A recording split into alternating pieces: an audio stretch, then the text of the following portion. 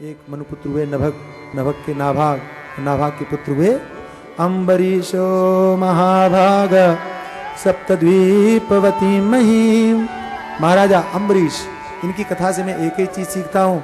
हमारे घर छोटे छोटे हैं, हमारा परिवार छोटा छोटा है, लेकिन उसके बाद में भी हम कहते हैं महाराज हमारी घर की बड़ी समस्याएं, हम भगवान का भजन कैसे करें।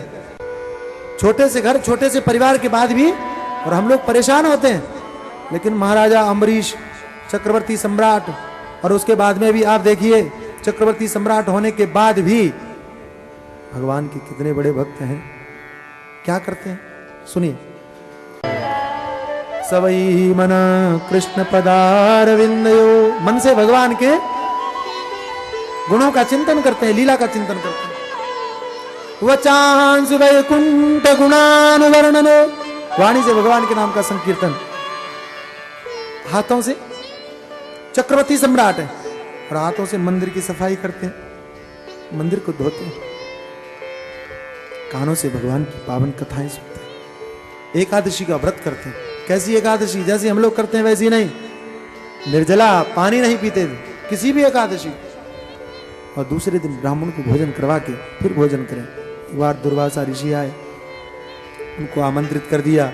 अगले दिन प्रदोष लगने वाला था, प्रदोष के दोष से बचने के लिए पारण करना जरूरी था। दुर्वासा आए नहीं।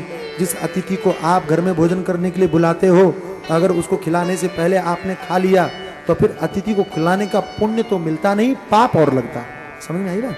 कई लोग महात्माओं को बुलाते हैं और फिर खा लेते हैं, फिर महात्माओं को खिलाते हैं, ये दोष है, ध्यान रखना। आप अनजाने में पुण्य की जगह पाप कर रहे होते हैं।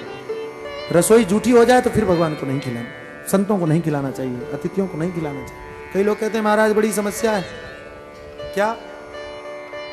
बच्चे छोटे छोटे, अरे बच्चों के लिए आप उस दिन कुछ अलग से बना दीजिए, लेकिन जो संतों को खिलाने के लिए आपने बनाया है उसमें से जब तक संत न खा ले तब तक नहीं देना चाहिए। अगर आप संत भोजन का पूरा फल प्राप्त करना चाहते हो तो, नहीं तो जो तुम्हारी मर्जी है वो करो, कौन रोक रहा है।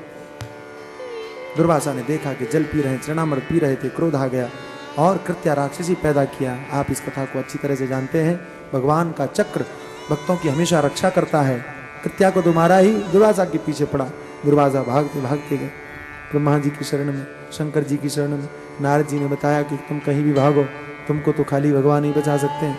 भगवान के पास में गए, भगवान ने बड़ी प्यारी बात कही, अहम भक्त पराधीनो यह स्वतंत्र इव द्विज। संसार के लोग समझते हैं कि मैं सबसे बड़ा स्वतंत्र हूं। गोस्वामी जी ने लिखा भी, परम स्वतंत्र न सिर पर कोई। लगता है ऐसा, लेकिन सच्चाई ये नहीं है। अहम भक्त पराधीनो, मैं भक्त के अधीन हूं।